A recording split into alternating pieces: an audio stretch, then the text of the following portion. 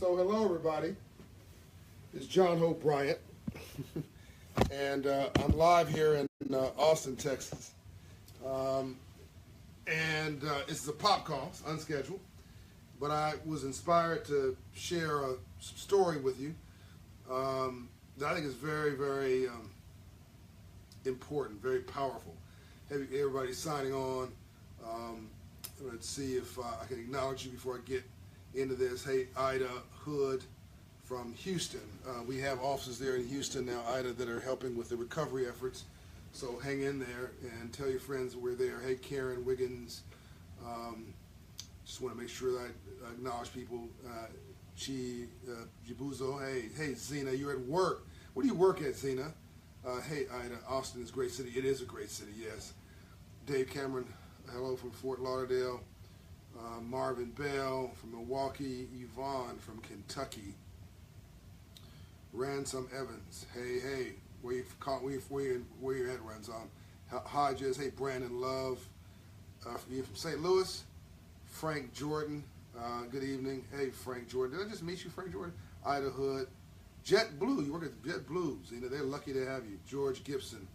From Los Angeles, my home city.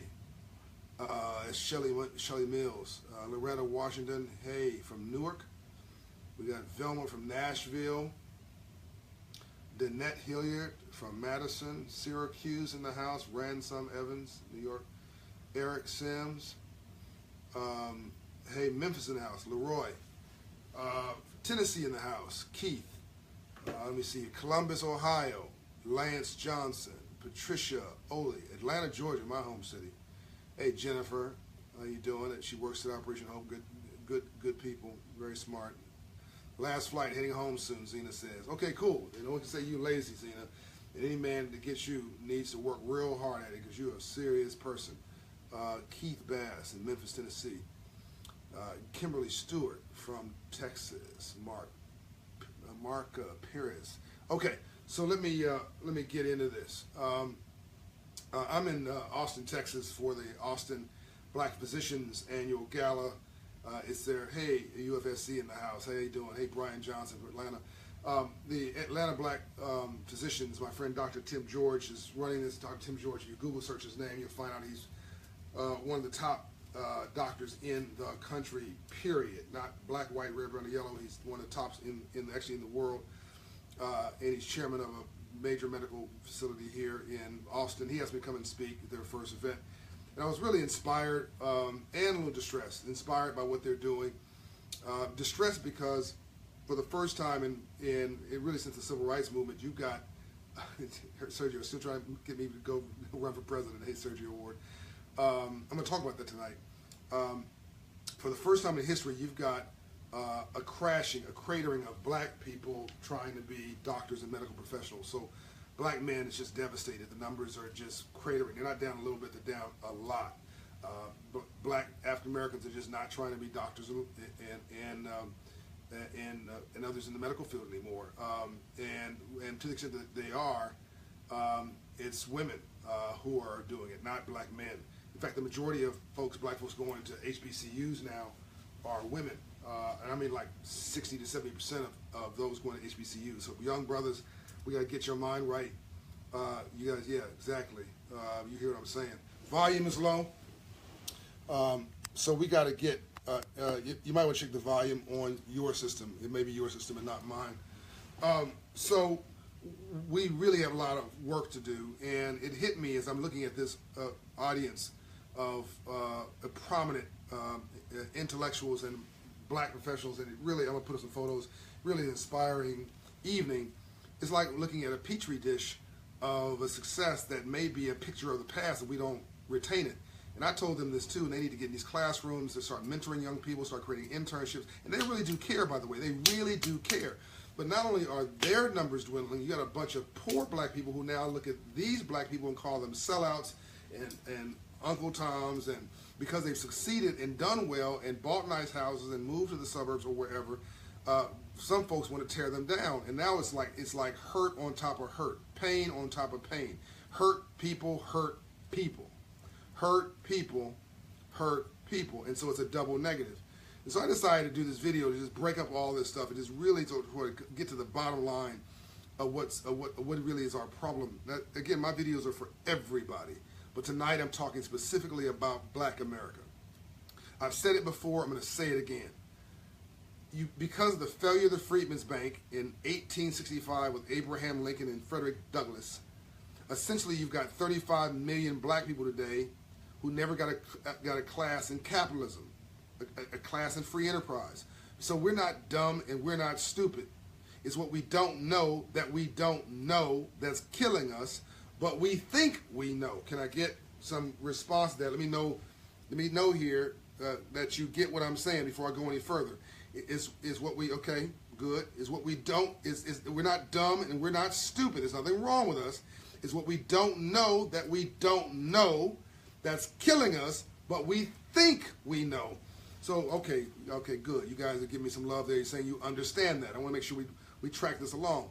So this guy came to me, Dr. Jones came to me after this session. He said, you know, one of the things you said powerfully tonight, John, was that we're basically digging in the wrong holes. We're, you know, all this effort is going almost in the wrong direction.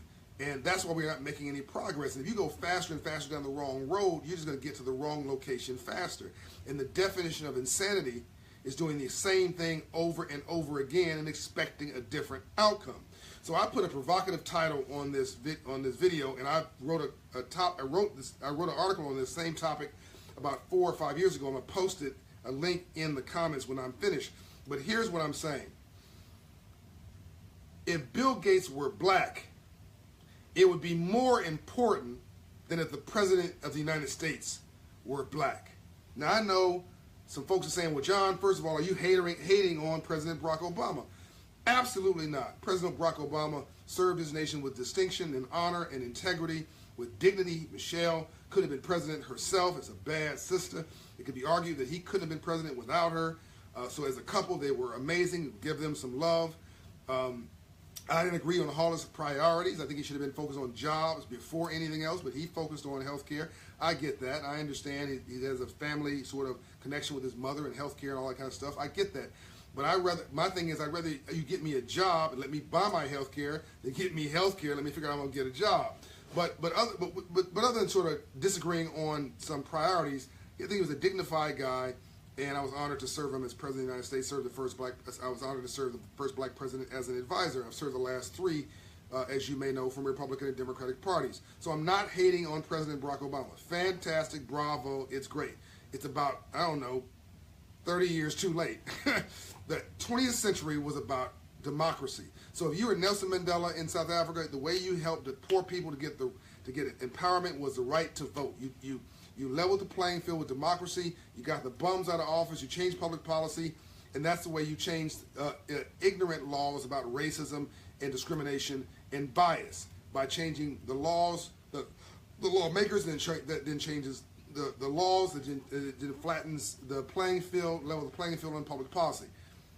If you're in India with Gandhi, the same thing, the right to vote. If you are in the southern states in America and you're Dr. Martin Luther King Jr., it's the right to vote. That wasn't just black people in the southern states. It was all around the world in the 20th century. If you're in Ireland, wherever you are, it was democracy, democracy, democracy to flatten all this bias and racism and get it out the system through changes in public policy. But we went from the 20th century being about democracy and the right to vote to the 21st century being about economics and getting the memo. Boom. Now, when did Barack Obama become president? A decade into the 21st century, about 10 years too late. So when the government's broke and the government's tore up, they then give it to a black man. So I'm not hating on it. I'm just saying that the world has changed and we've got to change with it, and we haven't yet. And so what I'm saying, so what happened? So what does President Barack Obama spend all of his time on? Focusing on band-aids on amputated legs, a health system that's broken, cities that are broken, a second stimulus of $700 billion that he had to give to cities because they couldn't print money after the Great Depression, the Great Recession, and he had to give cities money to plug holes in their city budgets, to keep teachers on the payroll, to keep policemen on the payroll. He had to basically have the federal government print money to give cities money. That was the second stimulus that he did when he was in office. all this stuff that he was doing was just basically just trying to keep a paste over holes in the side of a boat. Basically, as you've heard me say before, it's a survivor's game, not a thriver's game. Are you guys understanding what I'm saying so far? Give me some love here. Thumbs up or thumbs down. Make sure that we are on the same page. You get what I'm saying? I think you're saying yes. Let me see if we've got some comments here. Yeah, it appears that you guys are getting what I'm saying. Okay, so you understand I'm not hating on the president. Hey, Yolanda Frazier, you're amazing. I'm not hating. I love the president. You understand I'm not criticizing him. We had a difference of opinion of some priorities, okay? But because I think the jobs come first. It's to quote Van Jones, the best way to stop a bullet is a job, right? But, you know, that was, okay, Leon Lopez says we got it. Okay, great. He's the president. He can do whatever he wants, okay? That's his prerogative. That's why he got voted in the office. So on. But what I'm saying is that that the time to have a black president, and the premier time to do that was in the 20th century, not the 20th. Thank you, Melanie. Love my passion. Not Eric Sims Jobs, exactly. Not the 21st century. When the 21st century clicked, it became an issue about economics. To put it another way, we went from trying to get from folks from the fields to the factories in the 20th century. Now we got to get folks from the streets to the suites in the 21st century. Are you getting that? The 20th century, we had to get them from the fields to the factories, whether you were slaves or indentured servants, or whether you were field workers, or whether you were, okay? Erie said, Landfair says, yes, I get it. Okay, great. But the 21st century is about moving you from the streets to the suites. But we never made that shift. And so I'm going to say something really provocative here. Share this video, get people talking about it, give me some comments. Give me, if you criticize it, if you disagree with me, put some comments in here and I will respond personally, I guarantee you. We can have an intelligent debate. Just keep it respectful. And I will respond even if you don't disagree. Shelly says she got it. Okay, so the 21st century, the rules changed. The whole world now runs on money. Let me give you an analogy, an example. So how much money does the federal government print? How much is our budget for the federal government every year? Let me help you. About $21 trillion, give or take. Hey, Chad Scott, amen. About $21 trillion. Great. How much money does Wall Street generate, New York City, generate every year? $70 trillion. Did you hear that? I'm going to repeat these numbers. Melvin says understood. The federal government, with all of our focus on the, everybody's focused on the President of the United States, the federal government, blah, blah, blah, blah, blah. What you going to do for me? The federal government's whole budget is about $20 trillion, give or take. But Wall Street quietly is generating, kicking out, collecting, processing, pushing, generating, manufacturing, manipulating, and getting paid $70 trillion. More than 3 times, Lincoln says, Moyo says, wow, more than 3 times much more than the money in Washington, D.C. is a train waterway in New York City, but no one's going to New York City. No one understands Wall Street. No one understands civil rights. We're still focused on civil rights. I'm going to do Reverend Al Sharpton's show here in a couple weeks on my book. And we're going to hopefully talk about this in an intelligent and thoughtful way. I respect the brother. I'm doing MSNBC, by the way, Monday morning on my book, The Memo. It comes out Monday morning. Tune in. I think it's like 7 in the morning. We're going to be talking about credit scores, zip code by zip code. I want to break this stuff down scientifically and take the myth out of everything so that you can get the memo and move your life right. Melanie says civil rights. Exactly. So if civil rights was about race and the color line, civil rights is about class and poverty. Velma, we are consumers. Exactly right, Velma. We don't write checks, we cash checks. That's exactly right, Velma. And everybody knows it. We spend money like nobody's business. We don't own anything. That's a whole other video. All right. So if civil rights was about race and the color line, civil rights would be about class and poverty. If civil rights was waged and won in the streets, civil rights would be waged and won in the suites. So I'm going to say something very provocative here. Brilliant, by zip code. Exactly, Sherry. By zip code. I can tell you exactly what's going on in your city by just having your zip code, because I can pull up the credit scores in that zip code. I can tell you exactly the economic, sorry, the spiritual wealth, the physical, not the spiritual health, the physical health, the intellectual health, the economic health of your neighborhood by your credit score and the zip code. Another conversation for another time. Okay, let me get to this provocative statement. I'm going to say it again.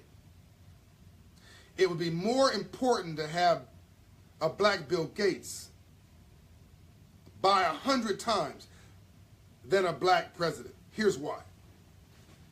The president, first of all, is trying to use a limited budget that's already bursting to try to guard over poor people, keep the dogs from the gates, and provide a little bit of stimulus. But basically, the government's broke. But you're in a defensive mode versus an offensive mode, right? You're talking about surviving, not thriving. But it's like giving a man a fish versus teaching a man how to fish. Marvin says job creation. Like giving a man a fish versus teaching him how to fish versus showing him how to own the lake. If we had, Jonathan says, absolutely agree. If we had a black Bill Gates, a billionaire, I mean, if Bill Gates had Oprah's money, and I know Oprah and I love her, and she gave me an award, and I appreciate that. She's a bad sister. But if Bill Gates had Oprah's money, he'd kill himself. If Bill Gates had Oprah's money, he'd consider himself broke. This man's worth, last time I checked, more than $50 billion, with a B, billion. More money, his net worth, than most countries as GDP. Now, if you had a black Bill Gates, that person would then control hundreds of thousands of jobs. Did you hear me? Hundreds of thousands, and Sharon says, own the lake, exactly. Hundreds of thousands of jobs through a company called Microsoft. Which means when your cousin Boo Boo needs a job, needs to ask you for some money, you can give him a job versus giving him a handout. Give him some skills that will sustain him versus giving him a check which he's going to spend tomorrow. If I gave a homeless man $1 million, he'd be broke in 6 weeks. If I gave a homeless guy $1 million, he'd be broke in 6 weeks because nothing changed here, which means nothing's going to change here, which means nothing's going to change here. Most people who win the lottery go broke precisely because they never got the memo on money. They were never financially literate. Mark says, right. Okay. You guys are with me so far. You guys are with me so far? Okay. I'm tracking this piece by piece so that you get what I'm saying. The hell with job creation, I missed that, Mark. I'll come back to that. Leon says yes. Eric says truth. Okay, good. I'm getting through to you. Mark Click says yes. Says yes. See, we hear you. Chris Rodriguez. Okay. Now, if you're black, you're Bill Gates and you're black, you have control now of hundreds of thousands of jobs. You've got a budget of billions of dollars that you can hook up people with contracts for all range of things. You can subcontract with companies that you have an affinity for. So if you're black and you grew up with a group of people, the likelihood is that if one of those companies does something that Microsoft needs, you're going to hire that company first. That's not racism. That's comfort. I mean, that's not discrimination. Actually, it is discrimination. By the way, if you walk into somebody's office and you're eminently more qualified, you're, in this example, you're white female, in this example, you're black female. There's a white male doing the hiring. So you come in and your resume is better than everybody else. And he says, okay, you're definitely qualified. But then a white female comes in and she has more experience than you, not more qualifications. Okay, then he says, okay, but I sort of relate to her, she's white. But, you know, the other lady, she's actually better qualified than you. That's what he says to himself. Then a white male comes in who he went to school with 20 years ago, and they were boys and they ran together, and homeboy got him out of trouble or whatever. The guy could not be a rocket scientist, didn't have to be a rocket scientist, but he trusts him. Who does he hire? Okay, who's he hire? He hires the white guy in this example. It doesn't matter what color he is, but in this particular example, that's right, Jeff, he gets the job. The white guy is going to hire the white guy who he went to school with because there's a relationship. He's not trying to hate necessarily on the black female or the white female. Yeah, I'm going there, exactly. He's hiring the person that he's comfortable with. Now, is that racism? No, it's not racism. He's not getting more and saying, I hate black people. He's not even thinking about you in that way. Is it discrimination? Yes, it's discrimination because he didn't hire the person that was more qualified. Exactly, the white guy. Pamela, exactly right. Now, and Jeff says I would do the same thing. Well, if you're a black man and you're the CEO of Microsoft, and you see another black man coming through the door who didn't get the opportunities everybody else did, and you see that he's qualified, it's not a giveaway program, the person has to do the job, you're probably going to give the guy a shot. That's the way the world works. Look, why do people go to Harvard? I put this in my book, The Memo. Why do people go to Harvard and pay, tribalism, Jonathan says, and pay 5 times more than you do going to a state university? Do you think you're going to Harvard and pay 5 times more because you're going to end up 5 times smarter than a state university? No, you're not. You know that. You're going to go to Harvard and pay 5 times more because the 2018 class at Harvard is going to hook each other up for 40 years. That's the simple truth.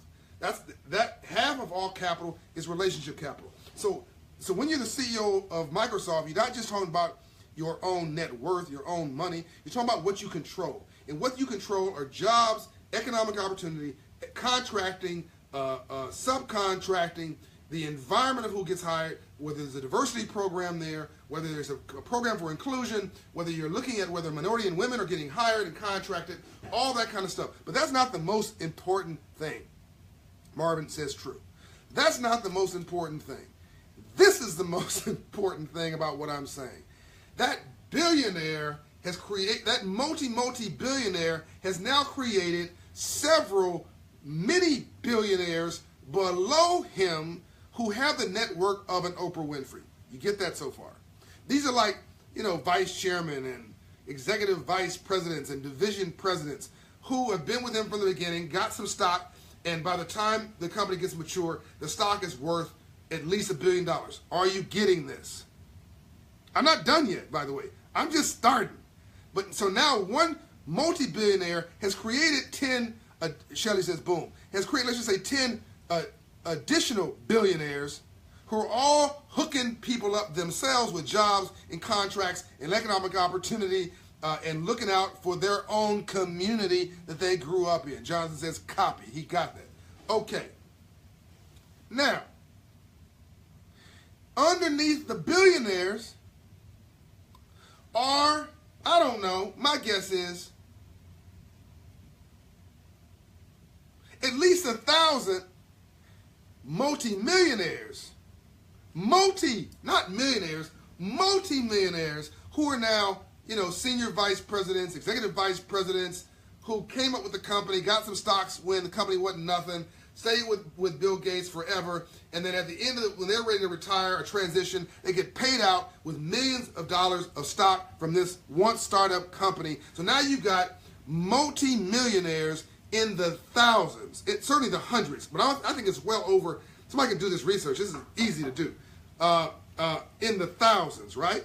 And all those people are going to go back to their neighborhoods and hook their community up with philanthropy, with contracting, with internships, with mentorships, with economic opportunity. They're gonna hook up their mother with a new car. They hook up their mother with a new house. They hook up all their friends. They're gonna start somebody's business. They're gonna create a venture capital fund and fund local businesses in that neighborhood. And then that culture of millionaires, billionaires, and multi-millionaires and tens of thousandaires, that culture of teach me how to fish, teach me how to own the lake, now permeates in the tens of thousands all across the country. And now you got a whole new mentality within a generation in Black America of I can do it too. And now you've got the resources, the tools, and the infrastructure to actually make that dream so. Somebody said that's what Koreans did. Exactly right. Linda, that's what Koreans did. Exactly right. That's what every culture did but us. Every culture did this but us. Okay? We're the only ones who didn't get the memo. We're the only ones who took a social justice, civil rights lane exclusively. And now what I'm saying, if you look at our problems through an economic lens, you're going to find money at the base. What did I say? Nothing changes your life more than God or love than moving your credit score 120 points. This is the whole world has changed. So am I hating on the president? No, I'm just saying that, and we need public servants, but most cities are broke. Okay, the federal government's broke, and who's thriving? Entrepreneurs. Who's rich? Elon Musk. All right, who's rich? The CEO of Facebook. Who's rich? The CEO of Intel. Who's rich? You know, the CEO of the founders of Google. Who's rich? Bill Gates. Who's rich? Who's got the resources? These billionaires, millionaires, and entrepreneurs who create something from nothing, who built jobs and opportunity, going from Henry Ford 30 years ago on forward, who then affected public policy, could pick up the phone and call any president they wanted. The president comes to them. They don't have to go to the president comes to them. It's a whole other game. But we're stuck on being a city councilman, being a mayor, being an alderman, being the senator, being a congressman, being a look, it's all good. But the game has changed. Do I want to be president of the United States? Absolutely not. Okay? I want to become the guy that creates a whole network of Hope Inside locations all across this country, the Starbucks of financial inclusion that helps people help themselves, gives them the knowledge to do for themselves, change the game in their mind, so they change the game in their heart, so they change the game in their hands, so they change the game in their pocket. I'm coming! My food's ready from room service. So, I gave a speech tonight to the black physicians. Now I gave a speech to you, and I'll answer the comments later, but at the moment I got to go eat my dinner. So, and yes, it's healthy. I hope you enjoyed this. This is John Hope Bryant, unbought, unbossed, and unbiased, coming to you straight and no chaser from Austin, Texas, with a special message. I will answer comments and questions below. Please know, I'm not hating on President Barack Obama. I think he's brilliant. He's amazing. He did the best he could in what he had. But we've got to reach deeper, harder, wider. We got to reimagine ourselves, and we got to go at this game. Look, the best way to succeed, the best way to get even is living well. Boom. Unbought, unbossed, unbiased, coming to you straight, no chaser from the Civil Rights Movement.